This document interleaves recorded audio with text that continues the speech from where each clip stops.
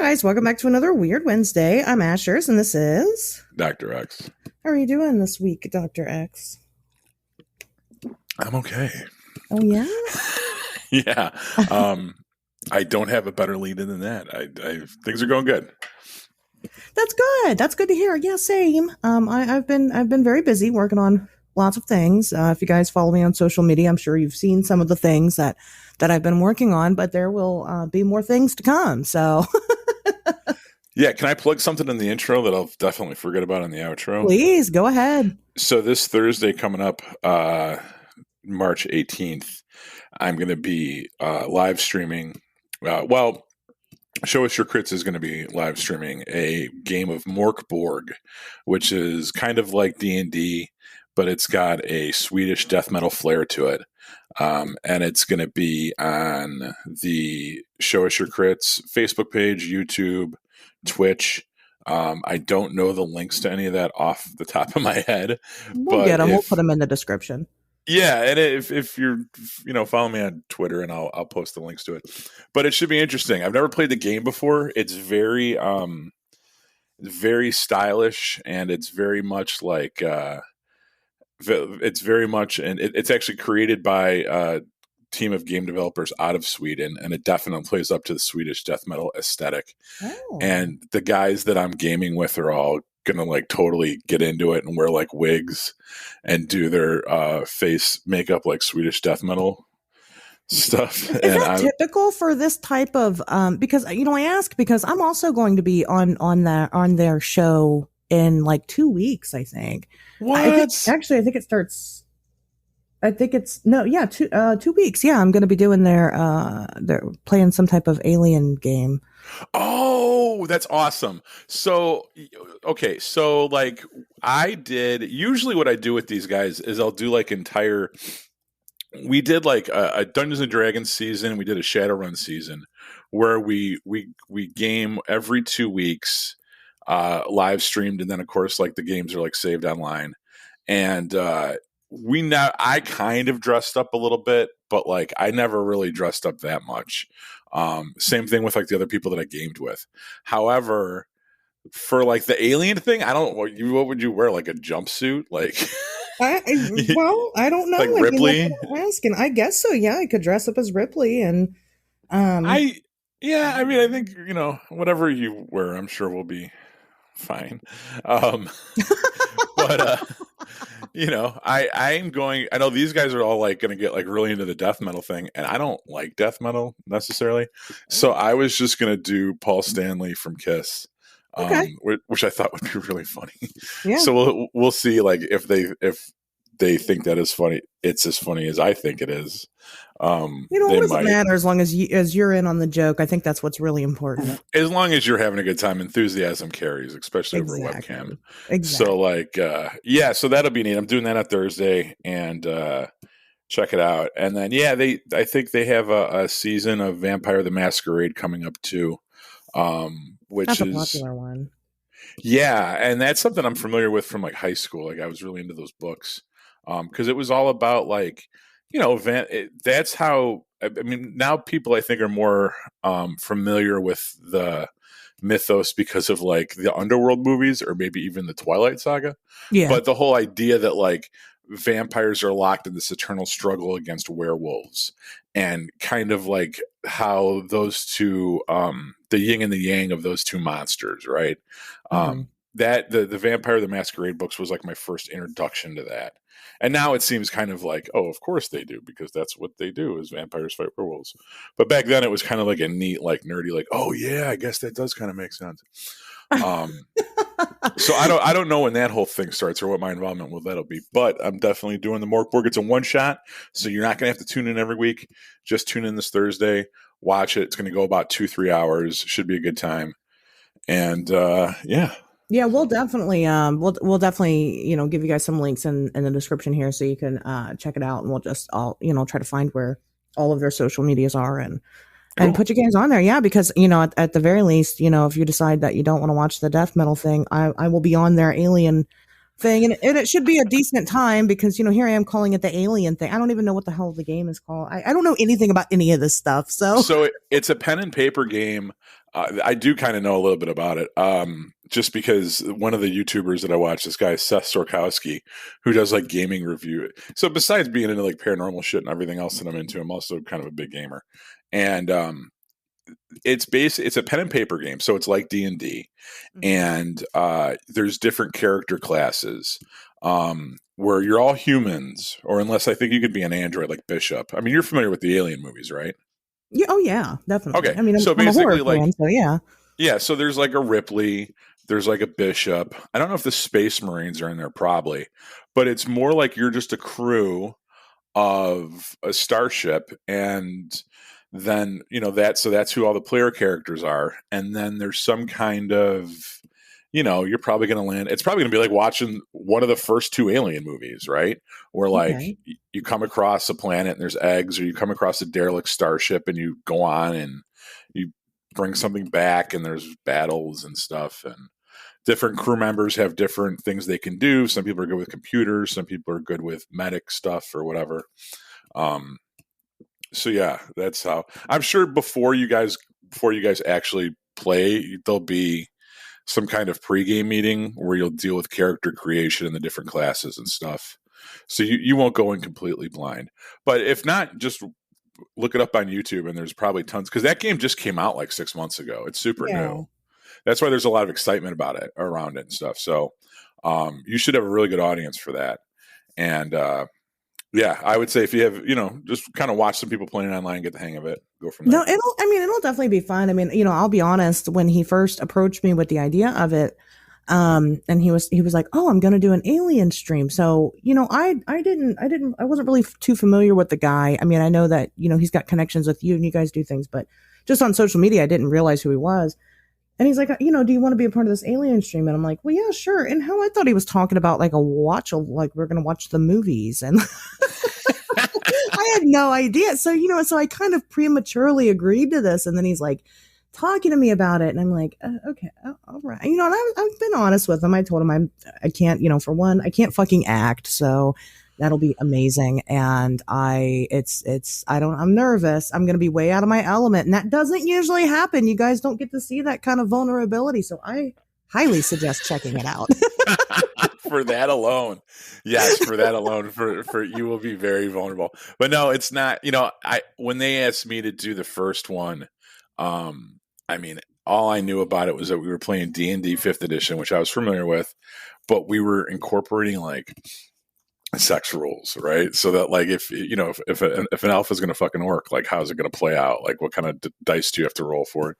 And I mean, I didn't know any of these people, and I didn't know what I was going to have to do. Like I was like, I didn't want to embarrass myself. I didn't want to do anything I was going to be ashamed of, if you Yeah. could imagine such a thing. And none of that happened.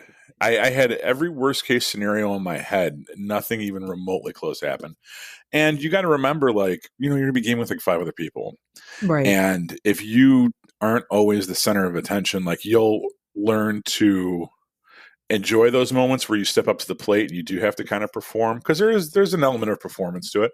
But it's no different than like when I don't talk and you got the mic and you're doing your thing on this, you Yeah. know. So it's just kind of that, like, there's a flow to it.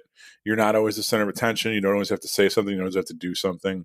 You let the other people play, and you guys are all playing a game together. And it's like playing Monopoly. Everyone kind of takes their turn. You go around in a circle, and I think Well, you'll have a good time. I figure one of two things will happen. Either I'll really enjoy it. I'll have a great time. I'll be able to keep up with the flow of things. Or B, I'm gonna hate it and I'm gonna fail and I'm never gonna do it again. So There's no way to fail. You got to look at it like that. There's no way to fail.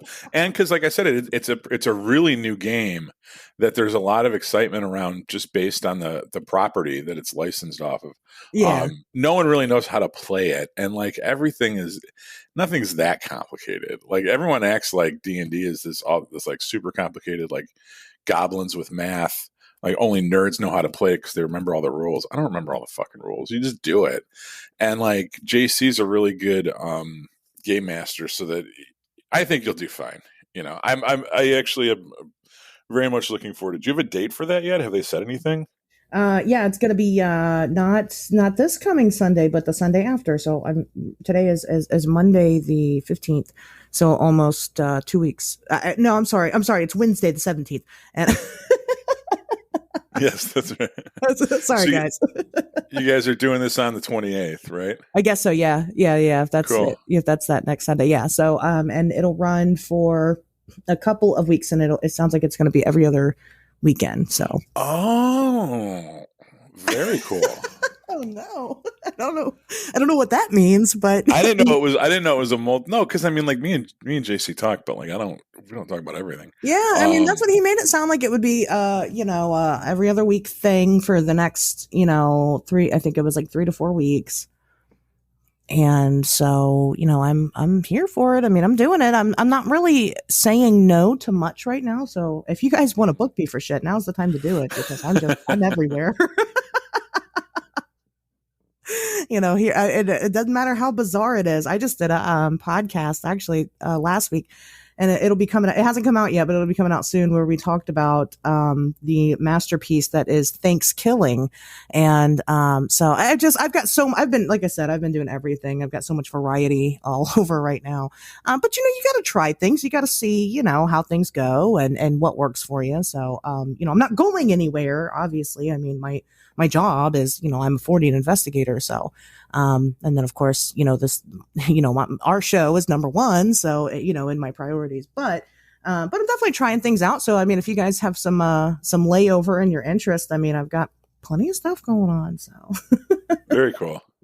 But yeah, so anyway, and just I've been doing so much. Your best bet is just follow me on social medias. Again, links in the descriptions, and if you don't already, to kind of see the variety and get stuff. There's too much to list right now, but as of this moment, I'm just kind of winging it and seeing what happens. But on to the show, I wanted to kind of talk about for a minute that there are active cattle mutilations happening right now in Oregon.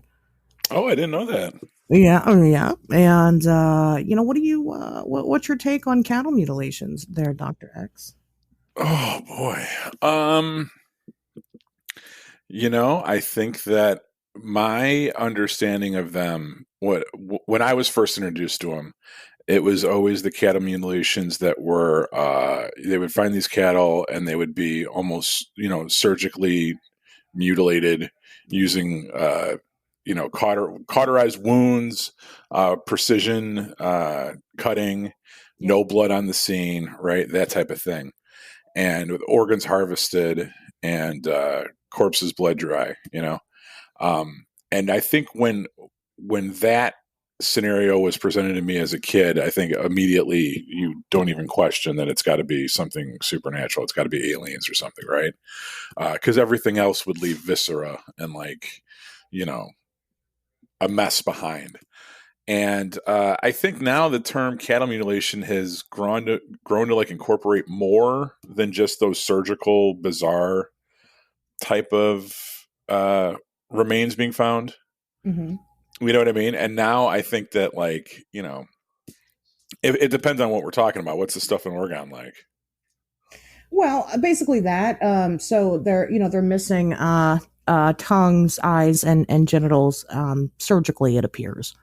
Right. So that's what they're now. Oregon. The interesting thing is that Oregon seems to be the state with the most cattle mutilations. I mean, they had a big string of them in the 70s, and so that's very interesting that for some reason they tend to get more. And of course these are these are typically food cattle. I don't know what they're cattle, I guess steer. What called.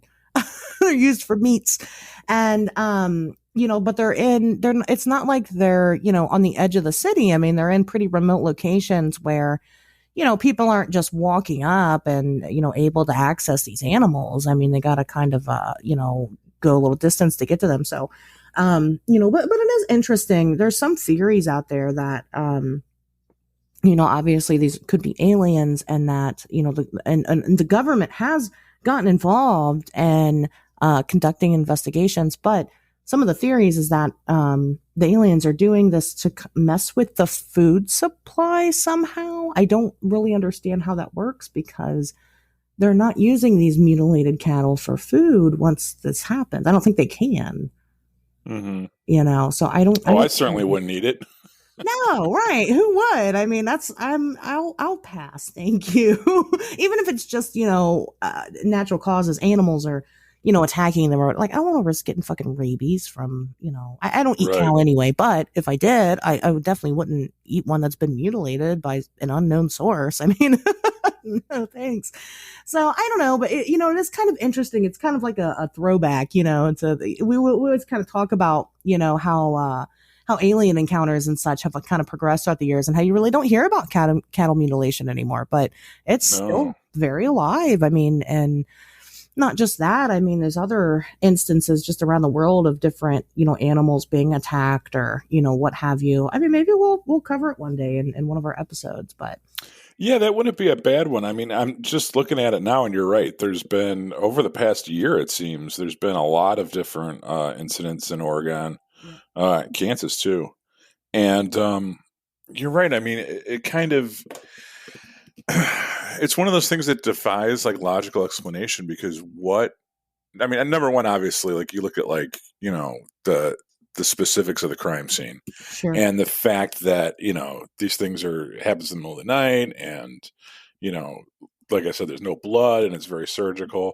But why would you, if you had the technology to do that, what are you harvesting that's your only means of going about getting it? You know what I mean? Like it doesn't make a lot of sense. Like, what is it about the eyes and the tongue and the genitals and the blood that's so valuable, that can't be gotten anywhere else? Is it, I don't know. Yeah, I agree with that. I mean, it does tend to be those soft bits. So it is like the eyes, the tongues, or, inside of the mouth and the genitals and rectum area. Now, those areas, I mean, I don't know if maybe this has something to do with it. But those areas tend to be, when you die in the middle of the woods somewhere, those are the first things to decompose. Okay. Your soft bits. Right. And so, and we did a whole episode on death back when it was Ivy and I doing the show. So I'm pretty sure we covered, decomp and things like that. But anyway, so those are the first things to go. Now, these things are found, within 24 hours. So you're not going to have, significant surgical precision decomposition and within 24 hours. But maybe whatever species it is that's coming down here and taking those things, I mean, maybe they're taking them as a sample and thinking that, they'll just assume that this was natural causes and decomposition. Maybe they don't understand how our decomp works, but that would be pretty kind of stupid of them not to realize. And maybe it's their own type of cover up. It is weird. It is very strange. Yeah. Well, you would think if you were smart enough to build a UFO that you wouldn't get confused about what we would think, what we would write off as natural causes. Right. Exactly. I mean? Right. So, I mean, but we don't know. I mean, it's not like we can ask them. I mean, let's stay. Right. There's a lot of variables. Yeah. So, I mean, who knows, and when it comes to maybe natural things that could potentially happen, some people say that like scavengers will go also for the soft bits because that's what I was going to say. Yeah. That if it were to happen and you look at, in nature where an animal is killed by another animal, that's usually what they eat out first because it is the easiest to get to. Right. But and I could buy that maybe once or twice with them having some type of mistaken surgical precision, but over and over and over again, something's going on, I think, Well, are we sure that we don't have the technology to do these? Like, why would we? It almost seems like maybe it is them harvesting meat to feed like a third party or something, right? Maybe they have like, they ride around on giant fucking chupacabra, and this is the way that they get like the food for them is by cutting up these cows, but they're just going for the lips and assholes because they're making hot dogs or something. I mean, I could see them taking, reproductive organs. That makes sense, right? I could see them taking, bits of the, intestinal tract and things like that. That makes sense. Why the eyeballs? I don't know. Maybe, I don't know. Maybe their eyeballs are different from ours. It's just, but even then, I can't even say it's different from ours because they're cows. They're not people. So Right. I'm not sure what the obsession is with the cattle. But we do eat them, and I don't know. I mean, maybe they just take them as, some type of samples to figure out why we eat them. Maybe they're confused as, because cows are, most people makes up a lot of people's diet. Sure. Or maybe they're herd animals, and maybe those are the ones that we, because cattle are like, I don't know. If you look at like what a cow actually, the value of it, I mean, it's a couple $1,000s. They're real expensive. You know what I mean? So maybe it's just, this is something that does happen throughout nature, but these are the ones that pop up on our radar first because it's some rancher that just lost $50,000 in a night. You know what I mean? And he's pissed about it. And he goes to the cop. I mean, if it was a bunch of like random wolves in the forest, you might not notice. And other predators might come along and eat the carcasses before a human actually stumbles upon it. But when it happens in someone's grazing land in Wyoming or Oregon, you're gonna realize the next night when you go check out, see what your 50 grand is doing, and then you see that it's all cut up. Well, that's true. I mean, that's a good point. And I mean, these instances do happen with pets, and they do happen with other animals. It's just that they're not really reported on as much, I don't think. And if they are, typically they're associated with like the chupacabra or, Right. even dogmen or, Bigfoot even. And so people don't immediately go to aliens for some reason. Whenever it's cattle mutilation, they go to aliens. And then of course, if they're taking plant samples as well, it's not like people are out there like, oh, who's been messing in my corn? That doesn't fucking with my rose bush. Yeah. Right. No, well, that, so when I did a Google search, when you brought this up, there is a video on YouTube from earlier this year of they had someone had video of a UFO, and then they found cattle mutilations in the same area the next day. Wow. So that's pretty good. Well, link me that video and I'll share it for everybody. Oh, I gotta go find it again.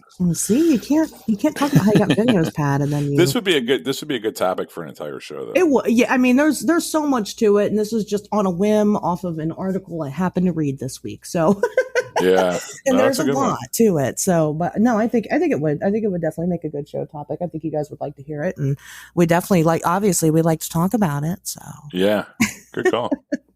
So anyway, getting back into the more theme of things, while you're listening to this, it's St. Patrick's Day, or it might have already been St. Patrick's Day. Maybe you don't listen to us until the weekend, but we're going to say it's St. Patrick's Day. So happy St. Patrick's Day. You got any big St. Patty's plans? I don't know. I don't do shit for that day. Fuck that day. You don't usually do anything for it? No, usually it's like in the middle of the week. Yeah. Like this week it's on a Wednesday, or this year it's on a Wednesday, and I, bars are crowded and stuff. Where I grew up, we had a Southside Irish parade that was all up and down Western Avenue, which is the street that I grew up right off of as a kid, and it turned my neighborhood into Mardi Gras every year, because the neighborhood I grew up in on the south side of Chicago had a predominantly Irish population. And not only that, but people would come from out of town and from the north side of the city and everywhere for this thing. And they finally ended up having to shut it down because it was drawing like 500,000 people into this small neighborhood on the south side of Chicago.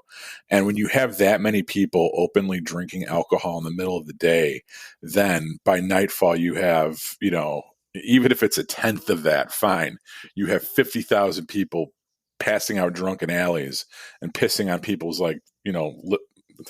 aluminum siding and like just everything everywhere. And the city stepped in and they canceled the parade for a couple years just to let the hubbub die down. And then they kind of brought it back, and it was supposed to be canceled this year, but surprise, surprise, there was a very small one up and down Western just this weekend. Oh. So yeah, usually it's the weekend before St. Patrick's Day. Yeah, it would be the Sunday before St. Patrick's Day is when they had the Southside Parade. The downtown parade I've never been to in my whole entire life. and that's where they dye the river green, and they shot part of it for The Fugitive. Oh, I never bothered with that one because I always lived on the south side one, so why would I bother going downtown? But yeah, St. Patrick's Day is a very big thing here in the city of Chicago, and outside of the South Side Parade, I never really gave a shit. You know, that's fair. I mean, it's for me, I'll be the first one to admit that it's a drinking holiday. So, right? that's all I've done this year. I don't plan on doing anything, which happens. It's one of those holidays. I can give or take. Halloween. I'm going to have a Halloween party. It's going to happen every year. It's just the way it is. New Year's Eve. It's pretty likely that I'm gonna get wasted or open up a video chat room. Apparently, is the new tradition. That was a good time. It was fun. I was COVID quarantined during this last New Year's, so whatever. Go figures, right? But yeah, but St. Patrick's Day. I mean, like I said, I can give or take. My best friend really gets into it, and usually I'm her partner in crime with it all. But I think this year I'm just gonna not do anything. I might dress up and take some pictures because I know how much you guys like to look at me. So. Oh, that's the part that I find the least appetizing is the chicks that wear like green stickers on their faces and the green why the green Mardi Gras, because it's just as someone that is I don't say I'm actually Irish because I was born in America, but like of someone of Irish descent with the name Patrick, it just feels so fucking overdone. You know what I mean? And like. Irish culture is just it's so hit or miss for me. Like, yeah, there's some good authors and there's some good bands, but the food's shitty. You know what I mean? It's not like it's like, what are you going to make? Corned beef and cabbage? Like, that's literally it. We're going to make like meat pies, or I don't even know what else Irish people eat, like boiled potatoes. It's just kind of like there's nothing crazy about the food, or maybe I just grew up so much with it that like it doesn't have any weight to me anymore. It's just it's not special. Yeah, it's just like, oh, you're pretending to be Irish. Like, why? You could be Irish and I wouldn't know, and none of us would know. Like, So like Irish and like Celtic culture is pretty much the only culture that white people have, even if they aren't Irish. Most white people seem to really like take on this role a lot. And I don't know why that is. Maybe it's just because, dude, I don't know. I have no idea, but a lot of white people are like, oh, I'm Irish. And, so they make it cool and they say I'm Celtic, which I'm not invalidating, Celtic culture at all. But a lot of people put claim on it. Just like you'll know that one white girl who's great grandmother on her father's side from 200 years ago was a Navajo princess or something, and it's and it's horrible. I mean, honestly, but that's kind of what it's become anymore. And so cultural appropriation. It is. That's what it right? is. Yeah, that's what it is. Right. And so now that's every St. Patrick's Day, that's what you have. Suddenly everybody's fucking Irish on St. Patrick's Day. So. Right. And it's like, I don't know. I don't celebrate it for the right reasons. I did not even know anything, even for this episode. I did not research St. Patrick's Day. I have no idea why we celebrate it. I celebrate it to get drunk. It's an excuse to get drunk. And I'll be honest about that. So. Oh, I know. He was actually an Italian saint. That he was Italian born, but he came to Ireland to convert the pagans to Catholicism, and was they said he chased the snakes from Ireland, and that's what he was known for. Yeah, but the snakes were basically, it was a metaphor for the pagan religions. God, so I shouldn't celebrate it being a witch. Like I shouldn't celebrate this dude at all, should I? No, you should not. No, absolutely not. It shows how much I know about religion and things. I just do my own thing. I don't know. That's really funny. No, I had no idea. Like I said, if there's a reason to party, I'm there. So let's right. Well, yeah, I'm the same way. You know what I mean? Like when the Cubs won the World Series, I was out at the bars drinking. Like probably watched more Cubs baseball in those 2 weeks than I have in my entire life before or since. Yeah. But I mean, I know when there's a good party afoot, Right. Right. That's but yeah. it's like that. It's an excuse for people to go out, which I don't necessarily shit on. But I think as far as when you talk about, like, I guess I don't know, just the aesthetic of it all. It doesn't do anything for me. Like, I wish if there was like a slutty Italian girl holiday, I think I'd be more all about that. Christopher Columbus Day, you know what I mean, or Cinco de Mayo. I'd rather see that. Oh God, Pat, you're a supporter of Christopher Columbus Day. That's not good. Well, if it gets the Italian girls out there and their big hair and drinking at noon, I don't know if you knew, but I'm mostly Italian, actually. Drinking at noon, you know what I mean? I'd be all Maybe about that's why I like drinking holidays. I just like to drink. There's a really funny. Are you familiar with The Onion? Yeah. Okay, there's a really funny like fake news clip about Hurricane Ashley. Okay. Making landfall this Cinco de Mayo at 4 p.m. And it's this wasted white girl and a sombrero, like ordering margaritas at a bar and doing shots of tequila and shit. But they're treating it like it's a weather report. You know what I mean? Like, Hurricane Ashley due to make landfall. And like, she was last seen crying on the curb, screaming into her cell phone at her boyfriend Josh, for doing this again. But whatever. That's pretty goddamn funny. Yeah. No, I'm a good drunk. I'm a fun drunk. I don't get violent, or actually most people, I have like no tell when I'm drunk. They're like, the only reason why they know I'm drunk is because I remind you about every 10 minutes of how drunk I am. But other than that, right. Other than that, you really can't tell. And so, I pride myself on that. Whereas like my best friend, she gets drunk and she gets downright belligerent. And it's like, man, we would end up putting her ass to bed because she gets violent. And it's like, why would you drink to that point? If you knew that you weren't a fun drunk, like, don't do that shit to your friends, please. And thank you. That's my PSA for this St. Patrick's Day. Don't do that shit to your friends. They love you. They don't want to have to kick your ass while you're drunk. So, but on that note, history is not my strong suit. I'll say that.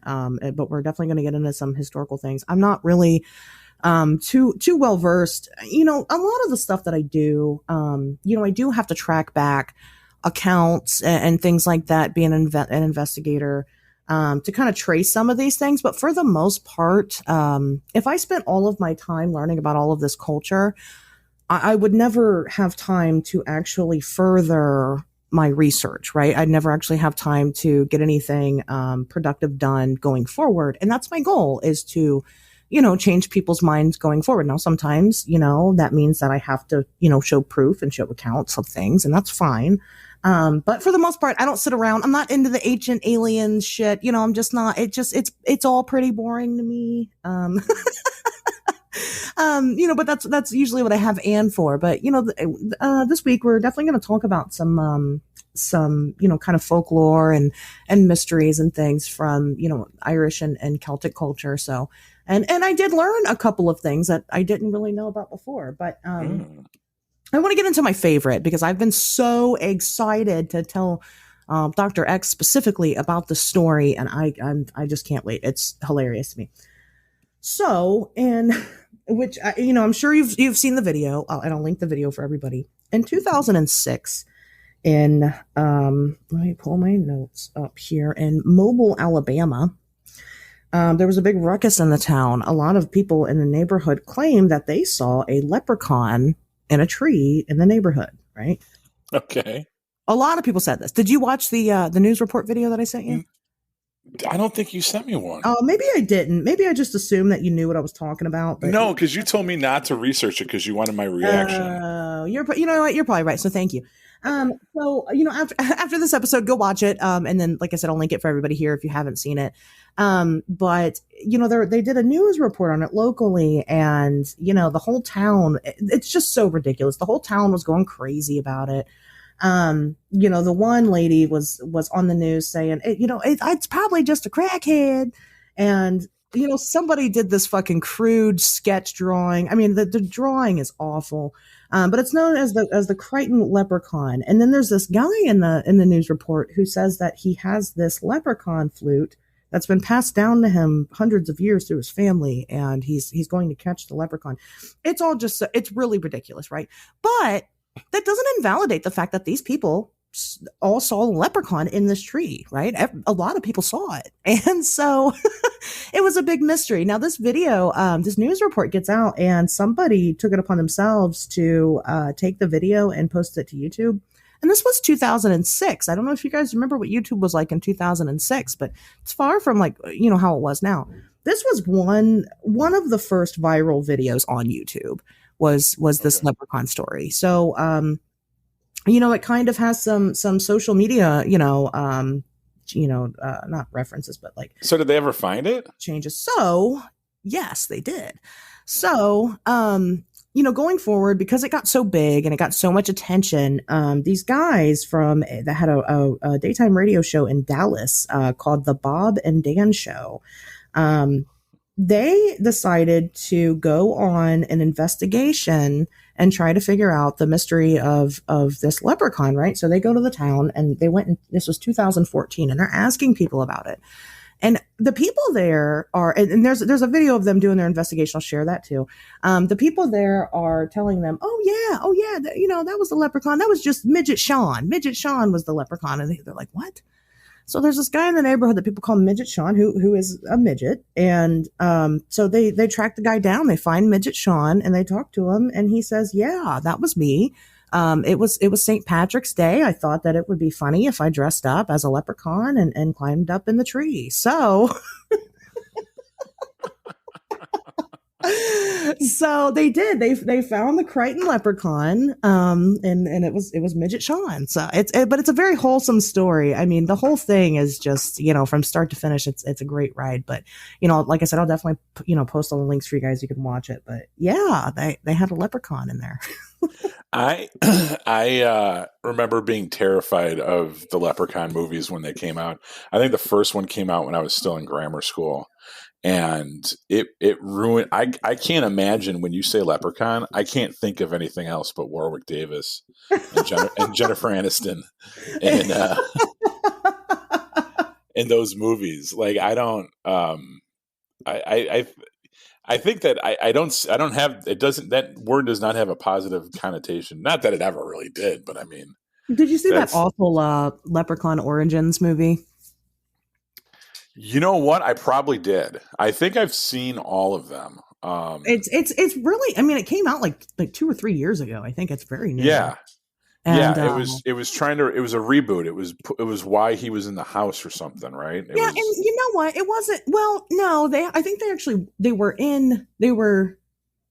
were like at the Blarney Stone, I think. And they worked that into it, these kids. And it wasn't Warwick Davis. It was someone else. And, right. It was actually scary. I mean, it was made to be scary. Now, of course, it was bad. But I think the reason why it was so bad, and I think, this happens with a lot of reboots and remakes, is that, it's not the same Leprechaun. And so, I think people judged it harshly based on that. I know I did. I mean, the Leprechaun itself in that movie was like legitimately scary, compared to Warwick Davis, who was funny, I mean, yes, as a kid, he's pretty horrifying, but as an adult, he's cheesy, and he's got great one-liners, and, he's just kind of a joke villain. And, but this one in the Origins, I don't even think the one in the Origins talked. I think it was just like a creature. I don't remember for sure, but yeah, no, that's kind of funny that you mentioned that, because that's what, that was my experience with the Leprechaun movies when I was a kid, was that I was really scared of them. I remember a scene specifically, when I was a kid, I had fucked up parents, where like this dude is being like lured by, and I don't remember which movie it's in, but this dude's being lured by some girl, and he goes to like put his face in her boobs, but she's actually not a girl, she's a lawnmower, and he gets his face lawnmowered off. Do you remember that? God. No, I'm glad I didn't see that as a kid. It would have completely like the Leprechaun's like making him hallucinate or something, that this lawnmower is a lady, and it's not. It's a lawnmower. Jesus. That's pretty inventive because those two do not share any common No, characteristics at all. it definitely wasn't the first movie. So I'll like this year I will watch, maybe I'll fucking watch all of them. I don't know. I'm not doing anything on Wednesday. But I'll definitely watch the first one. I like the first Leprechaun movie. I really do. Um I don't someone else likes the Leprechaun movie too, I hear. Oh, don't get me started on these fucking things. It's okay.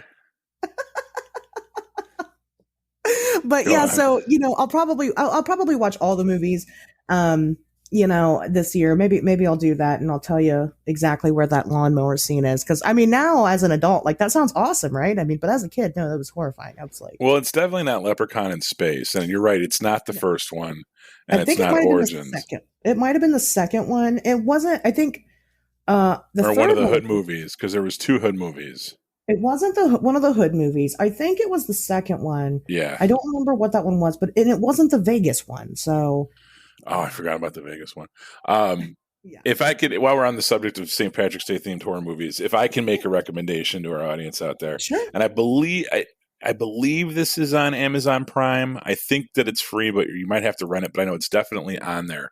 Rawhead Rex, which Oh, I've never is seen that one. so it's a movie that anybody that has seen it, immediately their mind went to one scene when they heard me say the name of the movie, Rawhead Rex. Rawhead Rex. It's a Clive Barker. It was based on a Clive Barker short story. So it was during the Clive Barker, explosion of the mid '80s when they were making the Hellraisers and the Nightbreeds and all that other shit.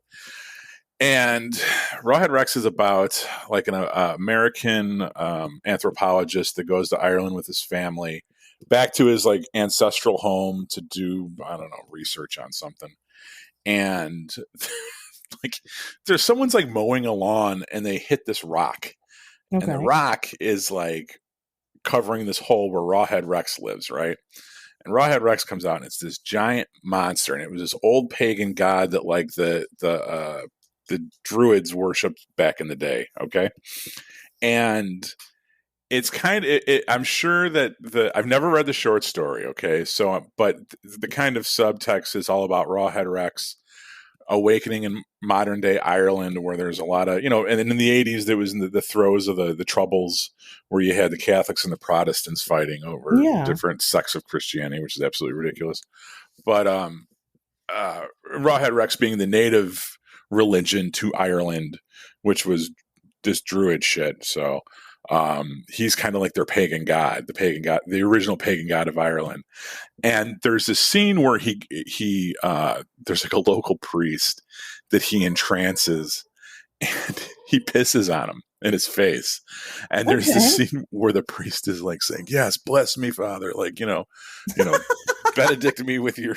It's really crazy, and you can find that scene on YouTube because I've busted that out and like sent it to people as a joke. Because now once you've seen Rawhead Rex, like there's a bunch of other scenes in the movie. There's a bunch of kills. The monster itself has this great rubbery mask that's like covered in like corn syrup, so it's all slimy and these weird googly eyes. But everyone always remembers that scene of Rawhead Rex pulling his fucking hog out and pissing on this priest. I'm gonna watch it because of that scene. Oh, yes. I'm not gonna. You know what? I'm gonna get the full experience. I'm not gonna cut it short and go straight to the YouTube video. I'll watch it. I'll watch the whole thing. Yeah, I mean it's a good ride, and it was something that like used to play on. So not like channel. It was channel 50 here in Chicago, but it's like you have like ABC, NBC, CBS, and then you have like those UHF channels. And channel 50 was the one that would just show like any kind of crap, like any horror movies all day long. Saturday and Sunday would just be movies like back to back, and it would just be anything they could get the rights for. And some of them were edited for TV, but they were never really edited that good. So like that's like there was probably gore and like violent kills that were edited around for the broadcast version, but like that scene somehow made it intact for my young mind to know exactly what was going on. And me just being like, holy shit. And that movie never got like a proper DVD release. I had to hunt down the VHF, which I own, the VHS tape. It's upstairs in my closet right now. I don't have a VCR anymore, but I have my VHS copy of Rawhead Rex. And I would say and it's Clive Barker, who he might have been Irish. I probably should have looked that up before the show, but at least is a British author. And I would say that's probably my favorite Irish-centric horror movie. Okay, well, yeah, So, I will definitely. It'll be something that I haven't seen. So yeah, and like I said, I was gonna recommend that we watch it, and then I was like, oh, I can't watch this with my kid. But it's like it's on Amazon, so you can check it out. oh, okay, yeah, I'm definitely gonna check it out. Well, that's a really good suggestion there, Pam. I mean, Dr. X, God damn it. Oh, it's okay. So good. Dude, all of the Morkborg promos for this Thursday have my slave name on it, first and last. I might as well have my social security number, my fucking address on the flyer too. Like, it is all there. I'll post it in the description for you guys. And I messaged him, and I was like, hey, just so you know, moving forward, like, don't use my full name, because he doesn't use his full name on anything. Yeah. His name isn't JC. Yeah, JAY space CEE. He's using a fucking fake name. So I was like, hey, just so you know, I'm not really using my full name on stuff anymore. You don't have to change anything, but just moving forward, don't do that. Oh, okay, no problem. And then and that was like this weekend that I sent him that message. Every day since then, he's posted that flyer on one of his different social media accounts. So, which, like, whatever, man, who cares? It's all good. We're all friends. I mean, eventually it'll get worked out, and everybody will stop calling you by your. Everyone on the internet's your friend. No one's gonna use any information against you later on. It's probably fine. not people. I don't think people that listen to our show does. I think we got a pretty awesome audience. So, I agree. If I do say so myself. So, but we'll get there. So anyway, on to the more, now that you know about the Crichton Leprechaun and our hot takes on the Leprechaun films, let's get into some spooky stuff. You want to talk about some spooky stuff? Sure. Let's get into it. What do we want to talk about first? How about we go into the Banshee? You want to talk about the Banshee a little bit? Yes. What do you know about the Banshee? Do you know much about Banshees? That terrible student film that I made for that chick at Moraine. See, I wasn't going to say anything. Oh my God. Did you watch that? Of course I did. Oh my God. But you know what? They should have put me in director's jail for that. No, it's, whatever. Do you want me to, should I link it? Maybe, you know what? Maybe when we start a Patreon, we'll put it up on the Patreon for people. Oh my God. Yes. That would be so funny. See the most embarrassing movie that I ever shot. It's not good, right? Oh, wow. You know what, though? What's so great about that is that movie is terrible, but it makes you realize where bad movies come from, because somebody had a script, somebody that was cute had a terrible idea for a movie, and somebody that thought that person was cute didn't tell them no. Yeah. And then terrible movies just get made. But yeah, it was based on. Did you ever watch the Teen Wolf TV show? I a little bit, but not. I don't think I ever got into it. So that was one of those things that, like, I always thought was really stupid at the time, but kind of like Twilight or anything else, if it gets people into the paranormal, how bad could it really be? I don't think it was detrimental to anybody. But I guess that Teen Wolf TV show had it was like a high school soap opera type show, but instead of there just being the titular Teen Wolf, there was also all the supporting characters were weird monsters as well. And there was a Banshee on that show, which was her introduction to the Banshee. Yeah. That screams out, and you hear the Banshee scream whenever something right is going to happen. Yeah. I mean, that's a lot of people, a lot of people get the Banshee from, not actual folklore, but from media. I mean, it's a very, popular thing. And there are some, if you go on the internet, you will find some videos of alleged Banshee encounters. Who knows? Really? You will. Yeah, you will. Now, that's a very easy one to fake. A lot of people don't actually see the Banshee. It's just a scream that you hear. Most of the time, yes. It is. So I won't, so I got a project that I've talked about in the past on this show. I don't think I've ever talked about it with you, Pat. I don't know why. I'll send you the videos, but, I have this thing I've been investigating that I like to call the Sky Dragon. And, because there's pictures of it in the sky. It looks like it's like dragon shaped, that made a lot of these peculiar noises in Texas last year. And what people were finding was that, which it kind of had this scream, but then it followed it up with this strange noise that kind of sounded, it definitely sounded like an animal of some sort. And it was a very interesting occurrence. A lot of people in that town said that the scream was coming from a pipe that was located on a specific building. Now, I've actually interviewed people that work in that building, and they say that actually it doesn't come from their building. So, but maybe I'll make a whole video on the Sky Dragon. So there is, there are these banshee screams around. Now, what that means is when you hear a banshee scream, you're not typically in immediate danger, but it is a type of omen for death, for, a family member, a loved one, something like that. And, some people have claimed to see the banshee, and the banshee is typically described as like an old hag. But banshees are a type of fae, and I didn't know that until recently.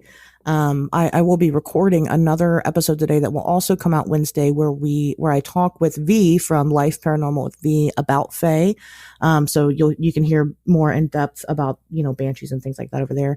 But for now, they're a type of fae, and they're not harmful to you, and it's not their fault that your family member dies or whatever. They're just warning you that it's going to happen. It's kind of an imminent death thing. So, I don't know, Pat, what do you think about, oh, God damn it, I did it again. What do you think about, fae? I mean, do you know much about fae folk? I know that they were another expansion of the Vampire Masquerade gaming franchise. There was vampires and then werewolves and then fae.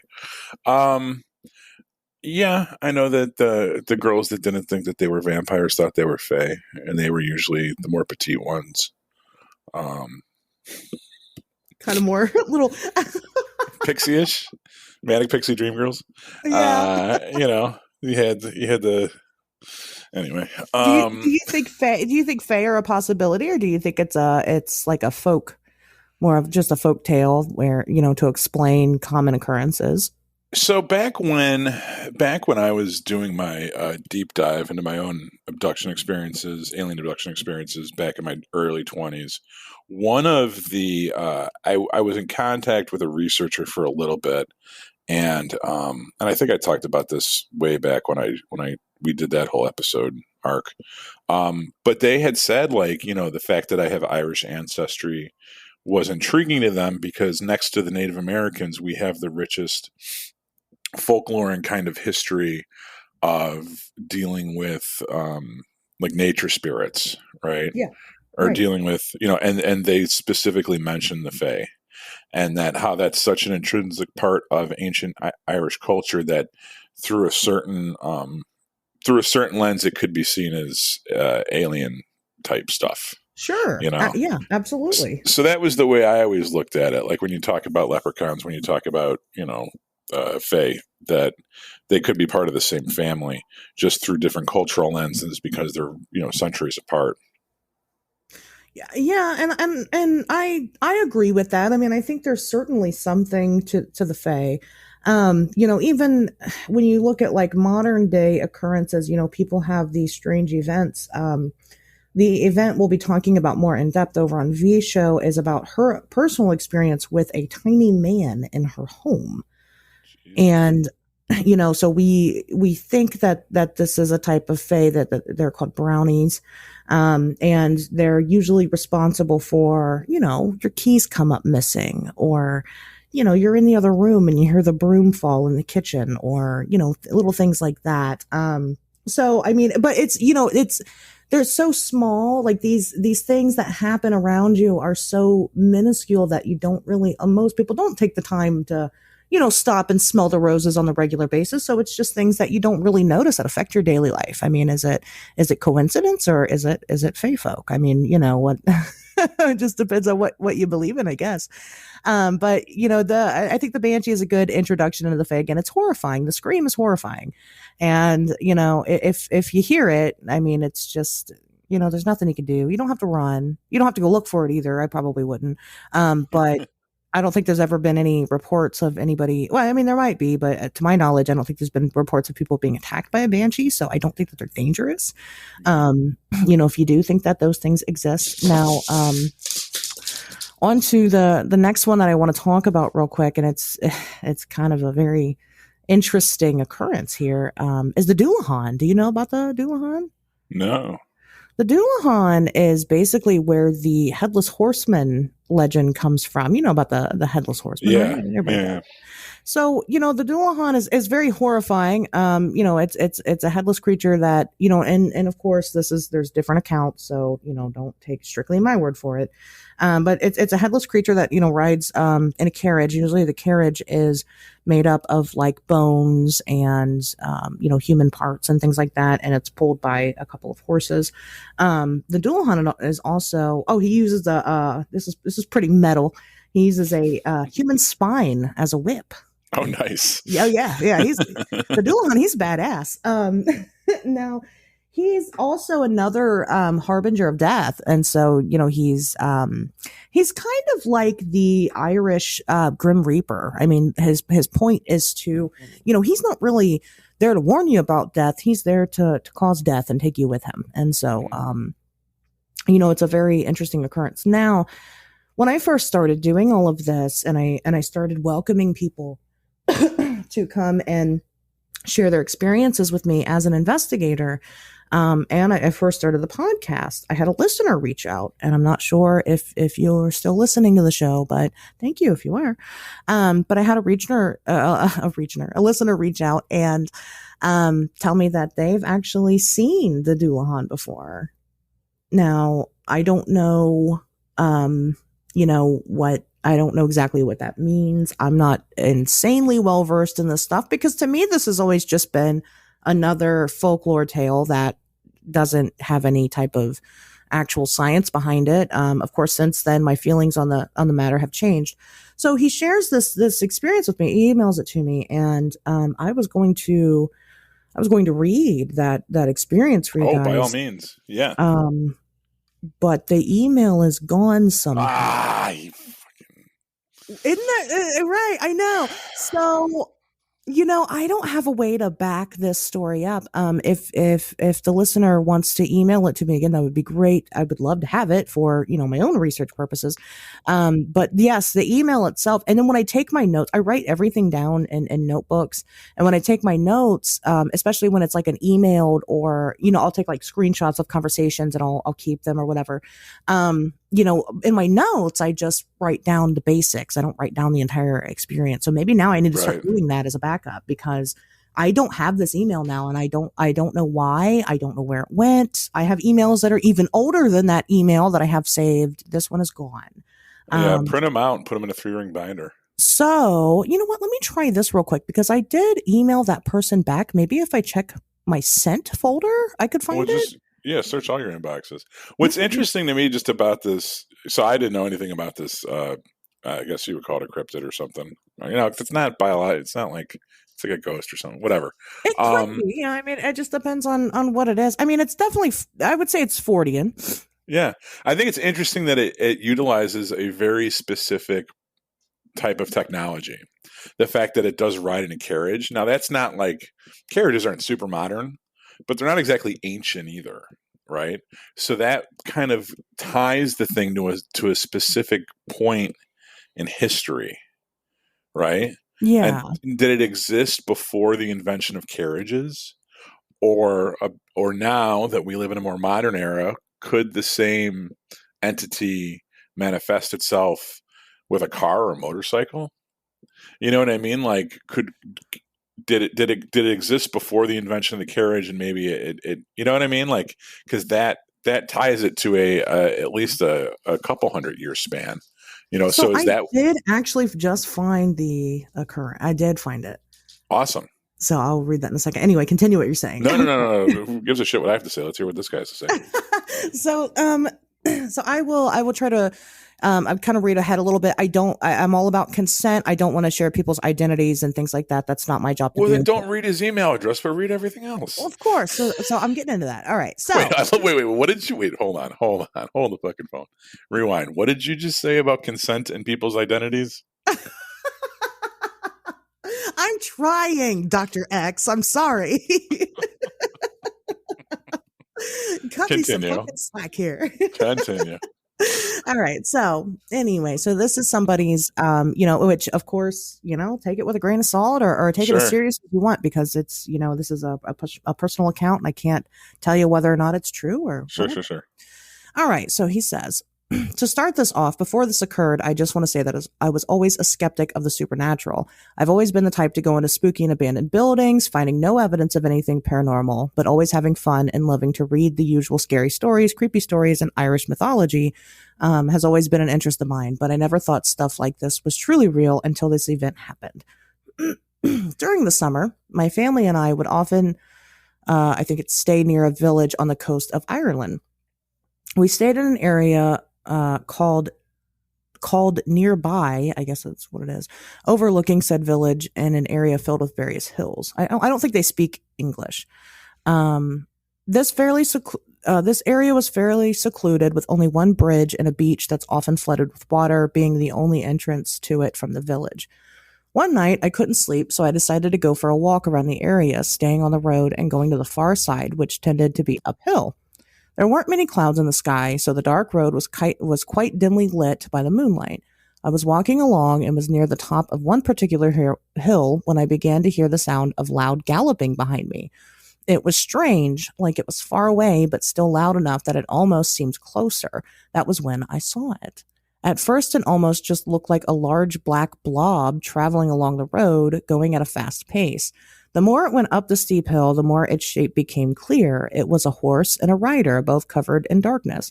The horse itself seemed large, seemingly covered in what looked like a thick smoke that seemed to cover any other details of it, but the rider on top was much more clear. At first, it looked as if whoever rode the horse was short, sitting unusually upright as if he stayed on top with ease, until I noticed that it wasn't that. The man had no head. At this point, the horse and its rider were getting closer, and realizing this rider had no head, I naturally freaked the fuck out. Running along the road, I finally got to a curve with a bush to the side. As the galloping got louder and louder to the point where it felt like the horse was right behind me, I decided to go into the bush, taking cover there and looking through the branches to hopefully see whatever the fuck it was go past. As the creature went past, it was still going at a high speed before coming to a sudden stop, like it stopped at an invisible wall right in front of where the bush was. As I sat there terrified, not looking away, the upper body of the rider turned, as if it was looking at me even without a head.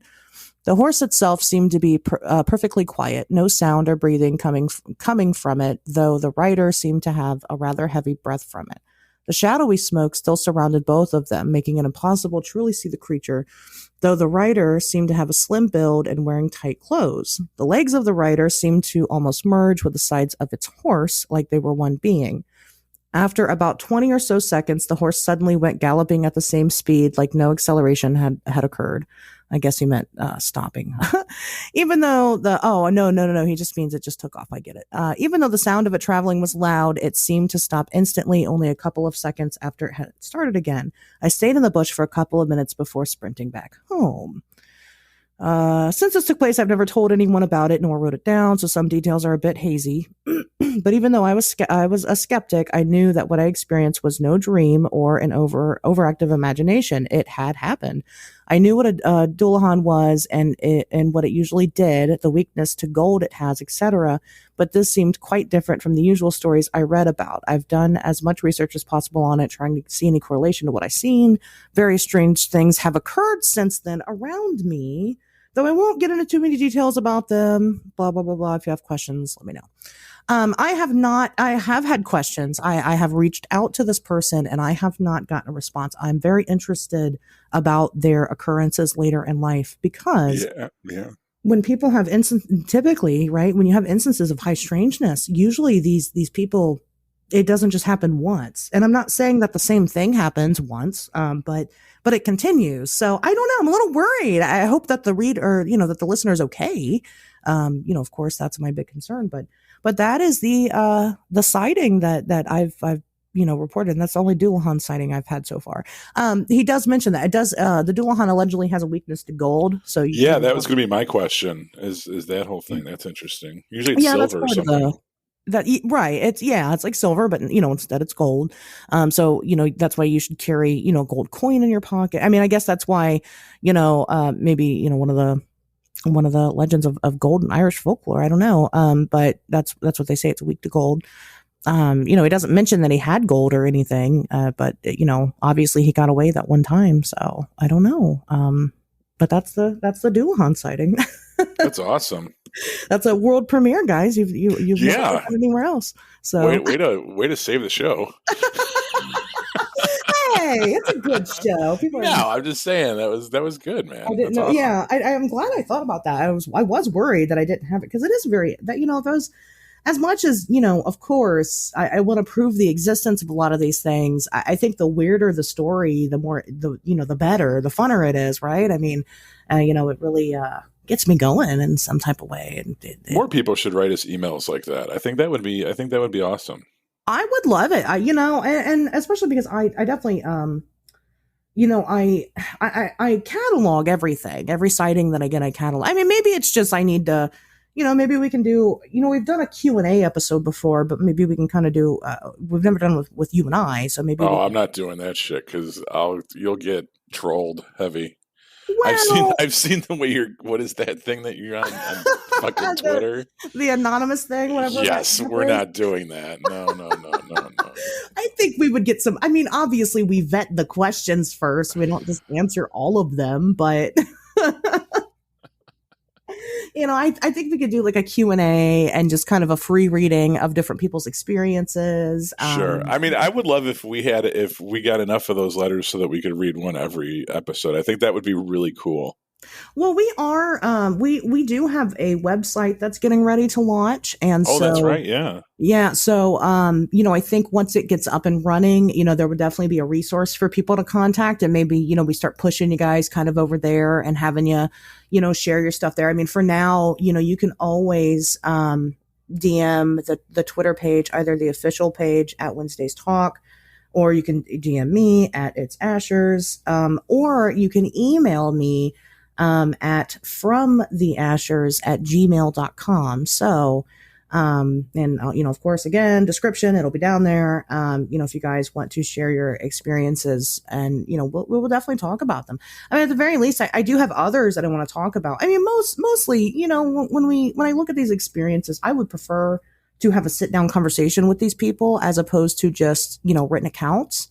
I've been playing with the idea for a while of starting a Facebook group for people who can share their accounts. Now, Facebook groups has this option where you can post anonymously and get it submitted into the group to share. And so that's kind of the big kicker there, because a lot of people, they're worried about being chastised for the things that they've experienced. And, you guys don't have to be quiet about this stuff anymore. I mean, you've got options. You can definitely get it out there, and you never know what experience you might share that might really crack the case or be the missing puzzle piece, and something that, we need to know as investigators to get to the bottom of some of the stuff. So, maybe I'll do that. Maybe I will open up that group and everybody can join. I don't know. Yeah. I mean, look at how I got my start with the show, is just going on talking about my own experiences, and it's therapeutic. You know what I mean? It's something that some people, I think, obviously it weighs on them more than my stuff weighed on me, but it definitely, when you come in contact with this stuff, it doesn't, you don't forget about it. Exactly. And you carry it with you, and it helps even just to write about it. Write it in an email and then send it. And we don't have to read your name, but you talking about your thing. It's like I hate to say trauma, because they're not always traumatic, negative experiences, but anything like this that you don't necessarily know how to process. just Well, getting it off your chest makes. it certainly can be traumatic. I mean, it definitely changes the way that you view the world. And so, Sure. it is very important to get that stuff off your chest. And yeah, I mean, if you guys feel better doing it in writing, you don't have to come on the show and talk. I mean, if you want to come on the show and talk about your stuff, please, we'll have you on. But if you don't want to do that, you're not comfortable doing that, and you don't want any identifying factors, but you still want to share your story, Because it reach might out. help somebody else. You never know. Yes. Right. Even if it doesn't lead to like some great investigation or a documentary or something, even if it's just you write a letter, we read the letter, and there's some other person on the other side of the world that hears that, and it creates some kind of understanding for them, or it helps them to the next step in their process or whatever. Right. Yeah, for You sure. know, the only there's great strength and value in us sharing our stories with each other. I think no matter what kind of stories they are. Well, and I think that a lot of people kind of forget what community means, and this is Right. very much a community. I mean, we do have a lot of pretentious assholes out here in this community. We do. They exist, and but that's not my community. That's not what I'm here to do. Or I just don't accept that kind of behavior. So hopefully, people can view this as some type of safe space that they can open up with, and that's what I plan to do. I mean, I know.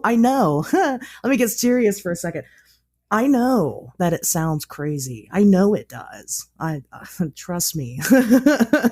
I've heard it all, and I don't have the craziest story. I don't sit around and laugh with my friends about these ridiculous experiences, because that's just not the kind of person that I am. I know that it sounds otherworldly, and I know that it sounds scary, and I know it sounds, if you talk about it, people aren't going to take you seriously, but that's not true. That's just not true. If I didn't truly believe that these things happen in the world, then I wouldn't have a job. So I wouldn't be doing this. I'm not out here to disprove everything. I'm out here to prove it. So, again, hopefully, you guys feel like you can come to some type of comfort by getting this stuff off your chest, and we'll share it on the show if you give us permission to do so. So, but yeah, so I think that's pretty much the only, the biggest Irish folklore that I got interested in. Now, of course, Ireland has its fair share of Bigfoot and dogmen, and all these other, I think they've got big cats over there also. There's plenty of cryptids, but, I think some of them are obviously more notable than others. The Dullahan, I think it's decently popular, but, because we had a sighting, I definitely want to talk about it. And then of course, leprechauns and fae folk. But I don't think I have anything else to bring to the table here. Do you, Pat? I got one. Okay, I'm excited. Don't be. It's not that good. But no, it's more of a. I don't want to say like it's Okay. like a legend that I heard about Irish people. Which if you were Okay. to physically describe your stereotypical Irish person, how would you describe them? Physical features. Redheaded, pale, probably short. Sure. Perfect. I could not have fed you three better adjectives to use. Okay. Okay. But anyone that like me, I'm 75% Irish. 3 out of my 4 grandparents were 100% Irish, first and second generation, right? And I am 6'4" with lots of hair and very dark, right? Okay. Yeah. So how does that happen, right? Yeah. There is a myth of we're called the Black Irish. And those are Irish people that are not red-haired, that are not pale and fair-skinned, that are dark, that are hairy, that are tall. And there's a lot of us. And if you know Irish people, like, or people around here, Americans of Irish descent, Sure. there's a good cross section that fit that physical descriptor more than the gingers, right? Right. And the explanation of that I've always heard is that is because we are descendants of the lost tribe of Israel. And that, there was originally 13 tribes in Israel, right? Okay. One of them, 1 to 10 of them, depending on which story you're going to go off of. But there was one tribe that got lost. They were a seafaring tribe. and the story is that their ship crashed off the course off the that they had left the Mediterranean and sailed north, and their ship crashed off the coast of Ireland, and they just came ashore and mingled with everybody, right? Okay. And that is one of those like Old Testament mythological things that, people aren't even know if it's true or not. And it's that same lost tribe that the Mormons attribute to discovering the Americas, right? So the Mormon religion says that, the lost tribe of Israel landed in North America, and those are who the Native Americans are descendants of. I don't know if you're familiar with that at all. No, not at all. Yeah, well, that's Joseph Smith shit. Like, who knows? And those were the golden plates that he found. And have you ever? You don't know anything about the Mormon religion? You never see like Book of Mormon? No, I've never seen Book of Mormon. I mean, I know some things, but no, not really. I really don't. I don't like religion, so. So like Joseph Smith, he was, he was a pioneer back in the day, and he supposedly found these golden plates buried in like Missouri, and these golden plates were from the lost tribe of Israel. But no one's ever seen the golden plates but him. So no one even knows if these things are fucking real or not, right? But he supposedly found them on a farm somewhere, and that was the basis of the Mormon religion. The Mormon religion is the lost gospel of Jesus when he came to North America to preach his message to the lost tribe of Israel, which was the Native Americans. Okay. But some people say that lost tribe, which was a seafaring tribe, that was the only description of them in the Bible, was that they were like fishermen, and they would get in boats and sail all around the Mediterranean and stuff. And they actually wound up in Ireland. And that is where you get the influx of dark features, dark hair, and then also we were taller, which I don't know if Jews are supposed to be gigantic or whatever, but I got one Jewish friend and he's my height. So some of them are big.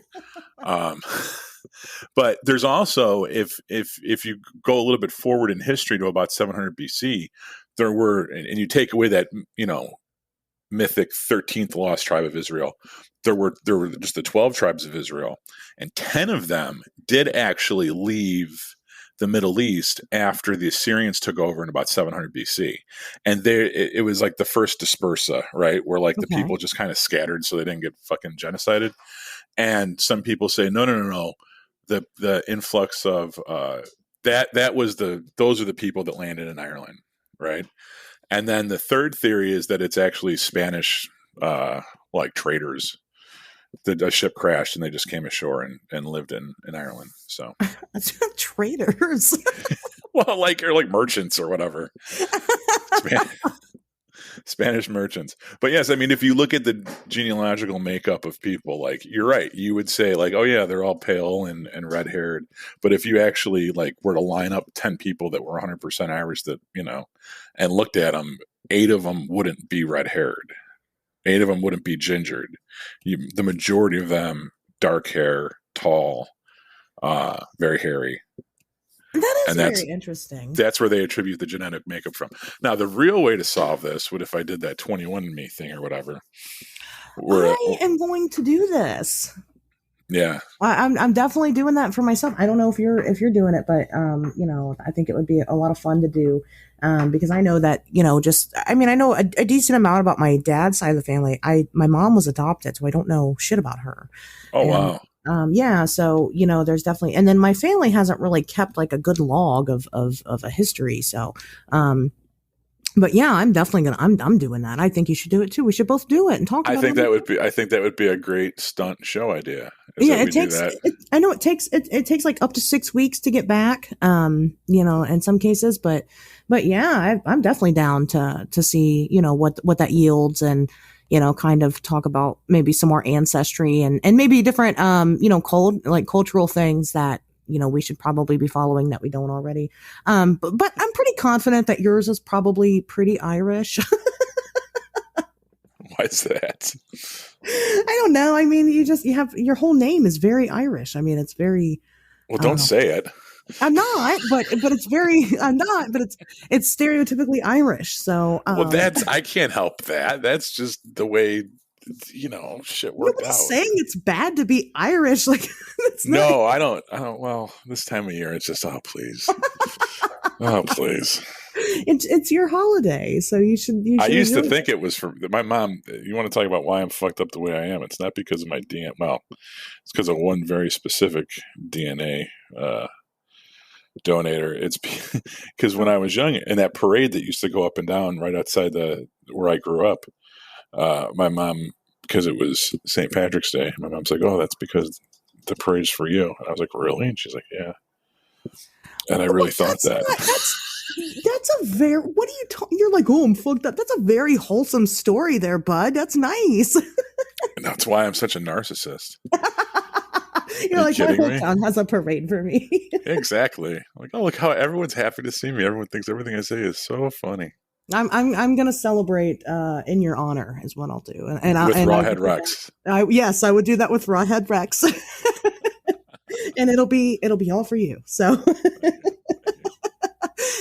that's interesting though. I didn't realize all of that about the Irish and their, genetic traits, because like you said, stereotypically that's, we think about, that cast typing of, the the typical Irish person. So I guess when you think of the Irish, you think of leprechauns. Right. And what do they usually look like? Short people, pale and red hair. So I don't know, but yeah, well, I think we should definitely do the DNA testing. I think that would be super cool. Anything else to add to this week? No, send us your letters, please. Send us your letters. If you are here specifically because you want to hear about the Mothman, well, you are in, I don't usually do this, but you are in for an absolute treat next week. I'm not going to say what or why or who yet, but it's going to be very exciting. So, make sure you're here for that. And like Pat said, or I'm sorry, like Dr. X said.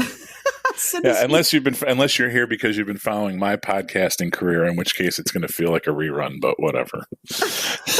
Yes, that's true. That's very true. It is kind of it's not a rerun. It's a tribute. How about that? No, it'll be good. I'm excited. When we got a very good guest coming up, and someone that I enjoyed talking to very much before. And I'm sure I didn't even do it justice because it was with that other outfit that I was associated with. Sure. But no, this will be cool. It'll be you in your element. I'll be very subdued next week. I'll take a back seat and let you guys. Well, I mean, it's kind do your Mothman thing. I should have done this because the anniversary is coming up for the podcast in April. We just hit our 50th episode, I think last week, or maybe it was the week before. But the very first episode of the podcast is about the Mothman. And, of course, because that's, what I was doing and what I was focused on. And that's what everybody kind of knows. So I'm excited because, almost a year later, here I get to revisit the subject. So, catch up on the first episode. I can't promise that it's great, but it is short. So catch up on the first episode, definitely before this one. And in the meantime, definitely, reach out to us. We'll be around, but until then, guys, we will see you next Wednesday.